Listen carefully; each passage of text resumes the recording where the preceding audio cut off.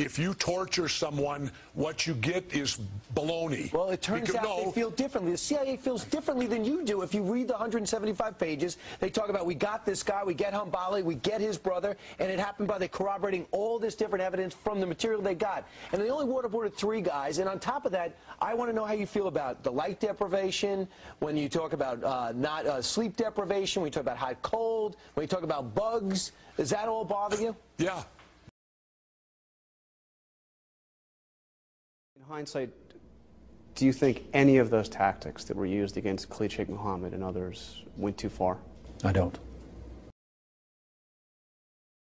And on KSM, one of those tactics, of course, widely reported was waterboarding, and that seems to be a tactic we no longer use. Even that, you think, was appropriate? I do.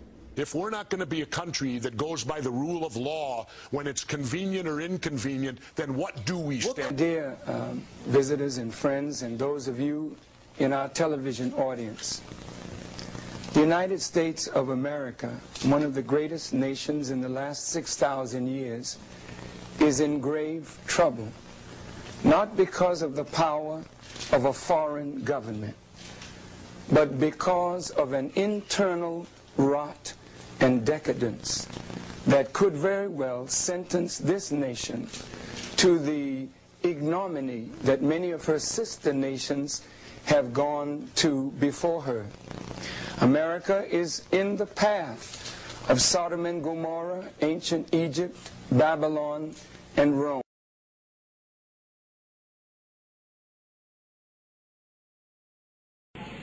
World War I broke out in the summer of 1914.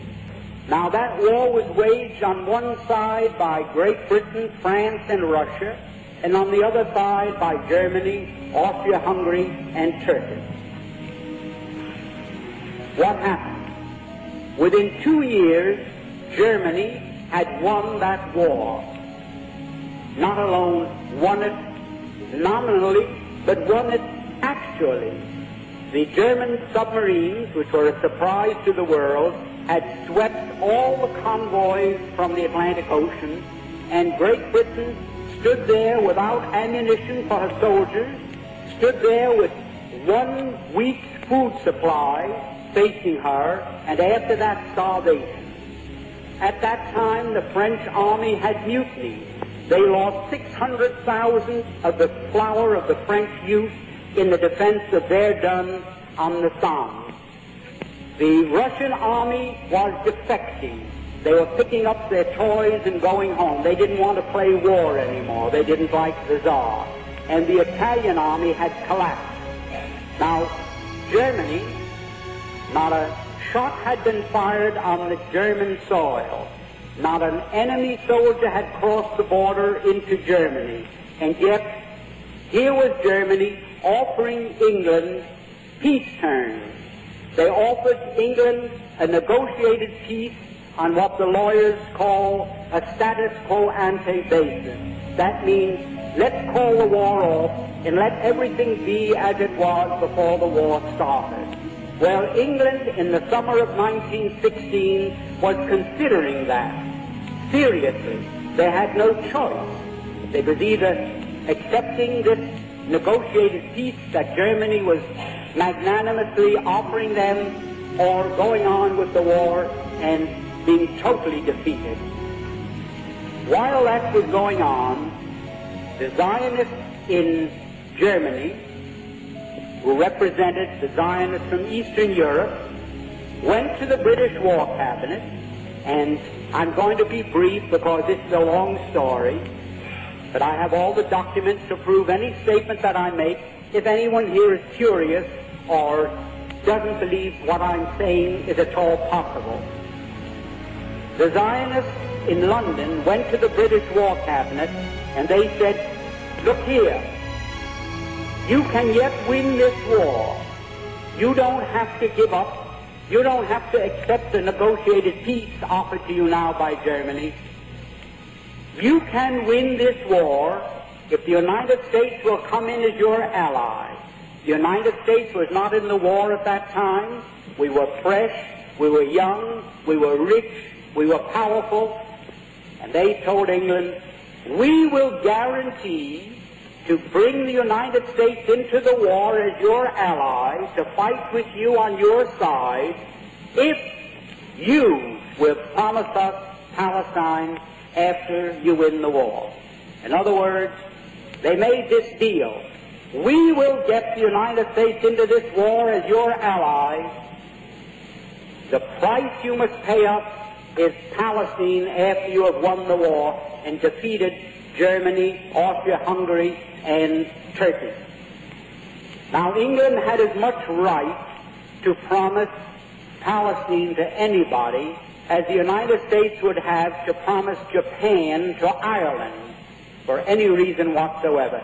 It's absolutely absurd that Great Britain, that never had any connection or any interest or any right in what is known as Palestine, should offer it as coin of the realm to pay the Zionists for bringing the United States into the war. However, they made that promise in October of 1916. October 1916. And shortly after that, I don't know how many here remember it, the United States, which was almost totally pro-German,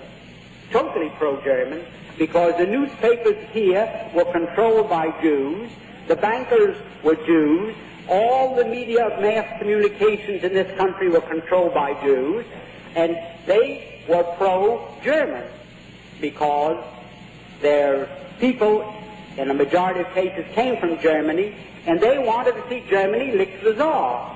The Jews didn't like the Tsar, and they didn't want Russia to win this war. So the German bankers, the German Jews, Kuhn Loeb, and the other big banking firms in the United States refused to finance France or England to the extent of $1. They stood aside and they said, as long as France and England are tied up with Russia, not 1 cent. But they poured money into Germany. They fought with Germany against Russia, trying to lick the Tsarist regime. Now, those same Jews, when they saw the possibility of getting Palestine, they went to England and they made this deal. At that time, everything changed, like the traffic light that changes from red to green, where the newspapers had been all pro-German, where they'd been telling the people the difficulties that Germany was having fighting Great Britain commercially and in other respects.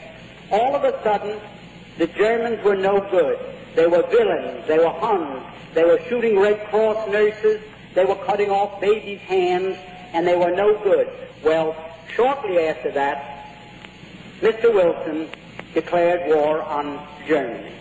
The Zionists in London sent these cables to the United States, to Justice Brandeis, go to work on President Wilson. We're getting from England what we want. Now you go to work, and you go to work on President Wilson and get the United States into the war. And that did happen. That's how the United States got into the war. We had no more interest in it. We had no more right to be in it than we have to be on the moon tonight instead of in this room.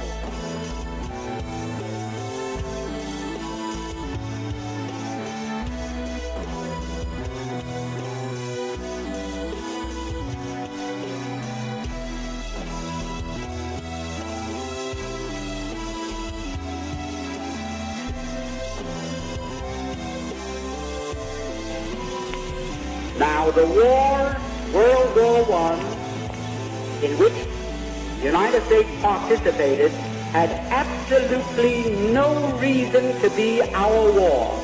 We went in there, we were railroaded into it.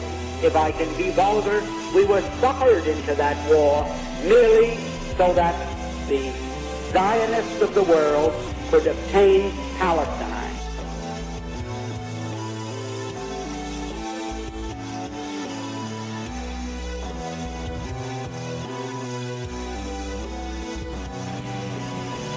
After we got into the war, the Zionists went to Great Britain and they said, well, we performed our part of the agreement. Let's have something in writing that shows that you are going to keep your bargain and give up Palestine after you win the war, because they didn't know whether the war would last another year or another 10 years. So they started to work out a receipt. The receipt took the form of a letter, and it was worded in very cryptic language so that the world at large wouldn't know what it was all about. And that was called the Balfour Declaration. The Balfour Declaration was merely Great Britain's promise to pay the Zionists what they had agreed upon as a consideration for getting the United States into the war. So this great Balfour Declaration that you hear so much about is just as phony as a $3 bill, and I don't think I can make it more emphatic than that. Now, that is where all the trouble starts.